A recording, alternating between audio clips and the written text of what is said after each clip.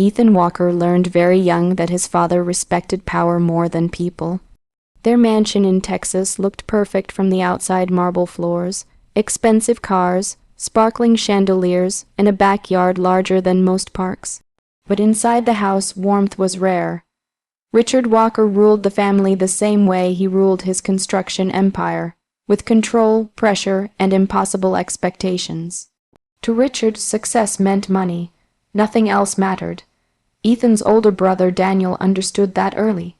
He dressed like their father, copied his confidence, and talked about business deals before he even finished high school. Richard loved showing Daniel off to investors and friends. "That boy understands legacy," Richard would proudly say.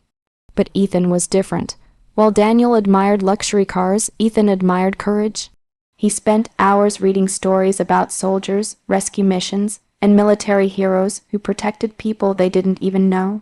Something about service called to him in a way business never could. Richard hated it. One evening during dinner, when Ethan was 19, he finally gathered enough courage to speak. "I'm joining the military," he announced. The room froze.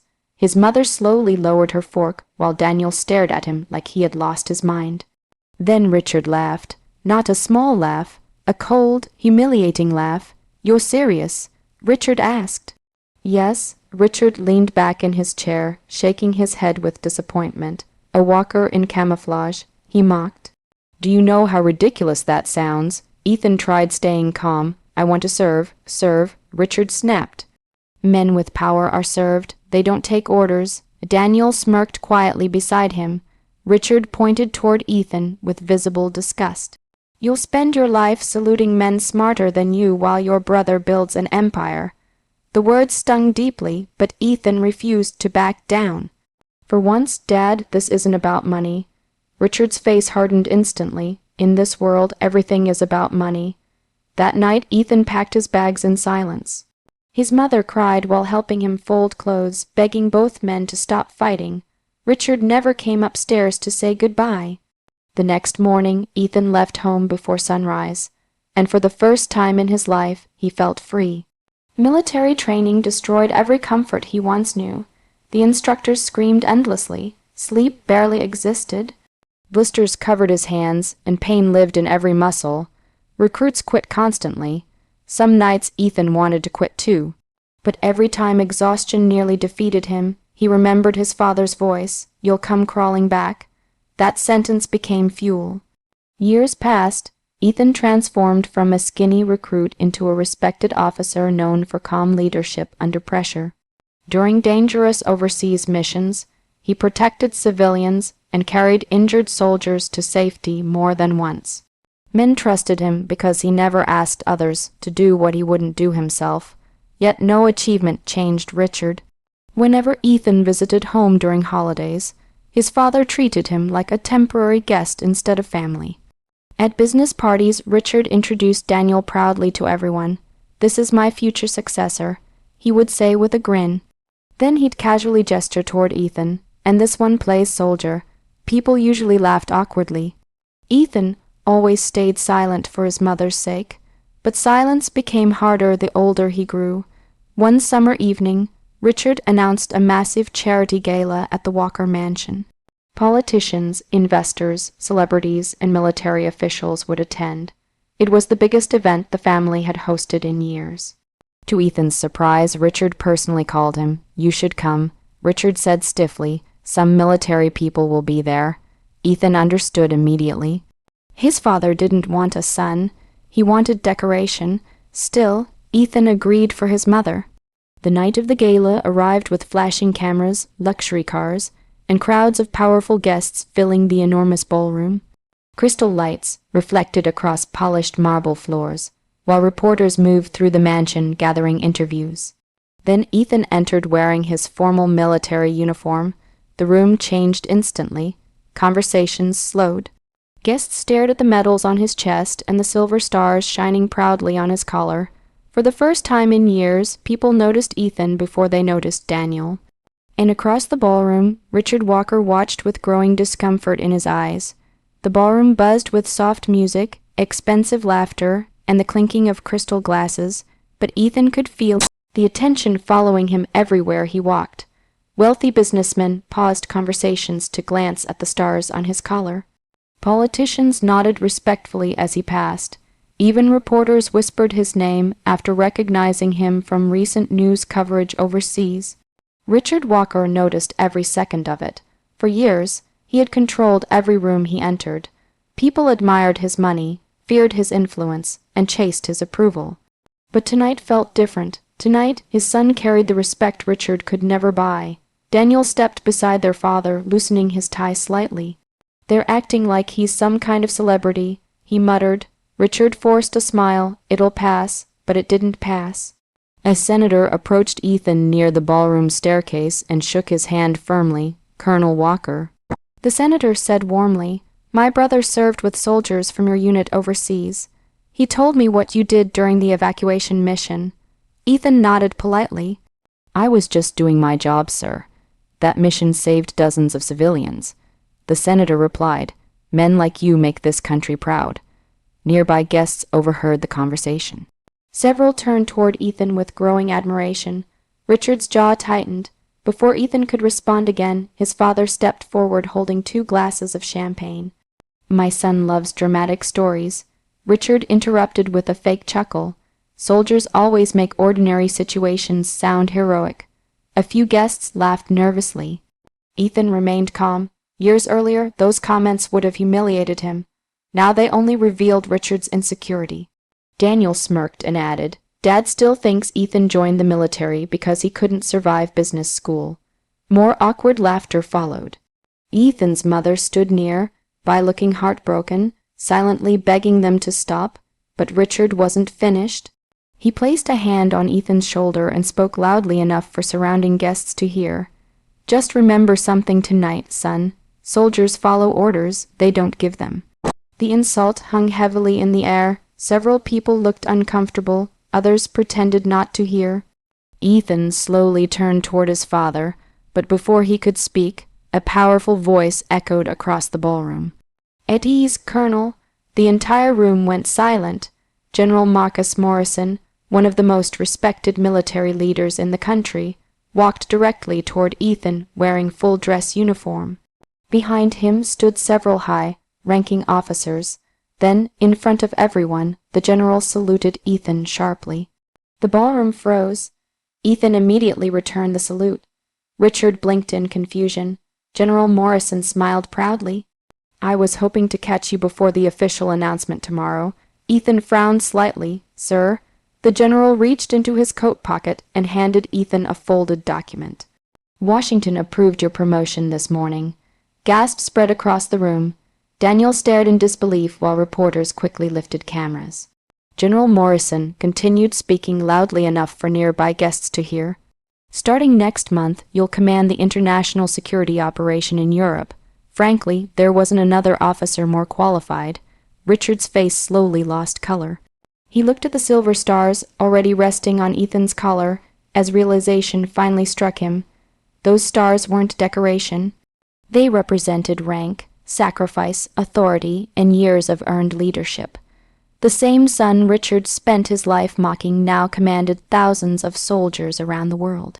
Someone nearby whispered, "He's one of the youngest colonels in the service." Another guest added quietly, "That's incredible." Richard forced an uncomfortable laugh, desperate to regain control of the moment. "Well," he muttered weakly, "you still don't give orders to me." For a brief second, the room held its breath. Ethan looked directly into his father's eyes. Years of humiliation flashed through his mind, every insult at dinner tables, every mocking introduction, every moment Richard treated him like a disappointment. But Ethan didn't raise his voice. He didn't insult his father back. Instead, with calm confidence, he lifted one hand and pointed toward the stars shining on his collar. "I think I do now." Silence crushed the ballroom, no anger, no shouting, just truth. Richard stood frozen as guests stared at Ethan with open respect. For the first time in his life, Ethan watched his father become the smallest man in the room. And deep inside Richard Walker, something unfamiliar finally began to grow. Shame, the video spread across the internet before sunrise. By morning, millions of people had watched the moment Ethan calmly pointed at the stars on his collar, while Richard Walker stood speechless before an entire ballroom. News channels replayed the clip repeatedly, calling it the most powerful silence of the year. Online comments praised Ethan's composure and dignity. Most people admired that he never insulted his father back. Richard hated every second of it. Inside Walker Construction headquarters, employees whispered behind office doors. Executives, who once laughed at Ethan, now spoke about him with admiration. Investors started asking questions Richard could no longer avoid. And Daniel was furious. "This is embarrassing," he snapped one afternoon while slamming his phone onto the conference table. "Everyone's talking about Ethan instead of the company." Richard rubbed his forehead tiredly, then focused on fixing the company. But fixing the company had already become impossible. For years, Daniel secretly approved dangerous shortcuts in several major construction projects to increase profits quickly. Cheap materials, rushed inspections, fake reports, small decisions that slowly became massive corruption. Richard ignored warning signs because the money kept flowing. Now the truth was surfacing. Government investigators arrived at company offices with legal documents. News reporters crowded outside headquarters daily. Investors began pulling millions from contracts. Then disaster struck. One of Walker Construction's unfinished buildings partially collapsed during a routine inspection. Thankfully, nobody died, but several workers suffered injuries. Pictures flooded national news within hours. The Walker empire instantly cracked.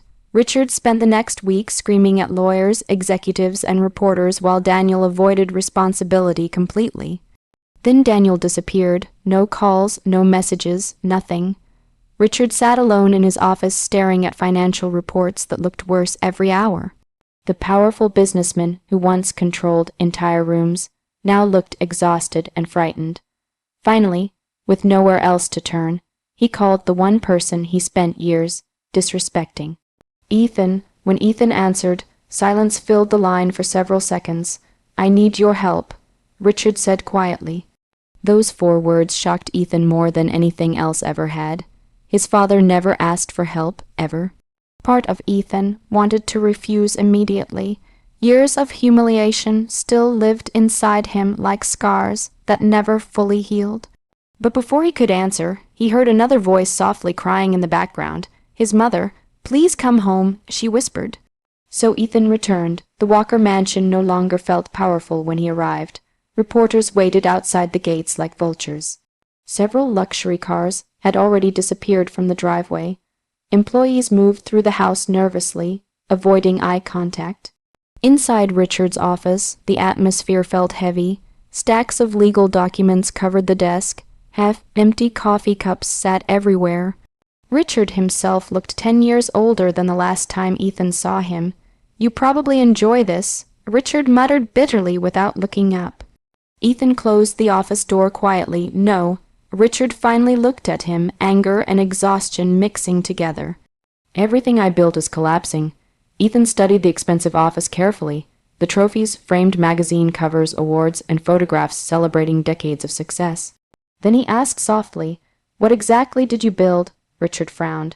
"For years," Ethan continued, "you taught Daniel that winning mattered more than honesty. You taught him power was everything." "That's not true," Richard snapped weakly. "You mocked service. You mocked sacrifice.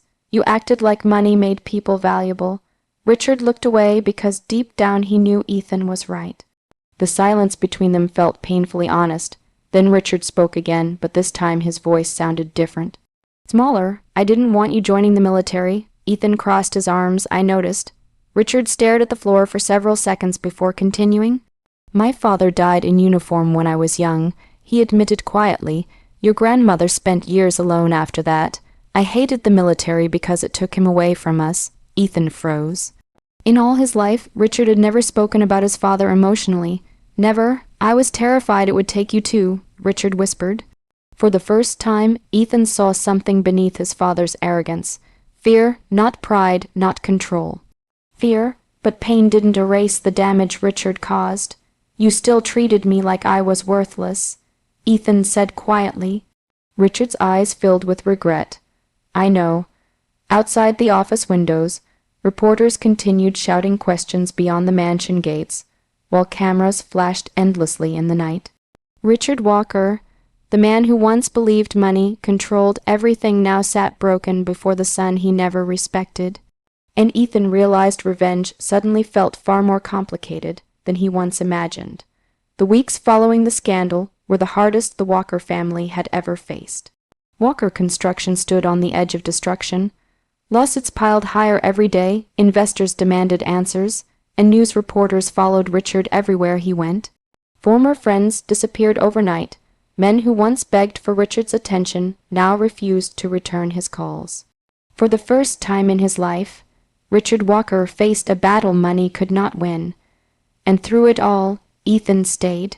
Not because the insults were forgotten, not because the pain disappeared, but because innocent workers and their families depended on the company surviving. And like Daniel, Ethan understood leadership was not about protecting power. It was about protecting people. Every morning, Ethan met with attorneys, investigators, and company managers. He convinced government officials that the company would fully cooperate with the investigation. He personally spoke with injured workers and promised their medical care would be covered completely. Slowly, public anger began softening. People trusted Ethan because he never lied to them. Richard watched quietly from the background as his son repaired damage he had spent years creating. One evening, Ethan found his mother sitting alone in the kitchen, wiping tears from her eyes. "He barely sleeps anymore," she whispered softly. "Your father walks the halls all night." Ethan remained silent. Part of him thought Richard deserved the suffering. For years, Richard had humiliated him without regret. But another part of Ethan remembered the soldiers he had commanded overseas, good men, who sometimes made terrible mistakes, yet still deserved the chance to become better. That night, Ethan entered his father's office again. Richard sat behind the desk, staring blankly at old family photographs scattered across the table. One picture showed Ethan at 12 years old, wearing a toy soldier uniform, and smiling proudly beside his grandfather's military medals. Richard quickly looked away when he noticed Ethan staring. "I should have burned that picture years ago," he muttered bitterly. Ethan stepped closer. "Why didn't you?" Richard's tired eyes slowly returned to the photograph. "Because your grandfather would have hated me for trying." Silence filled the office. Then Richard spoke again, his voice barely above a whisper. "I spent so much time trying to stop you from becoming him that I became someone far worse."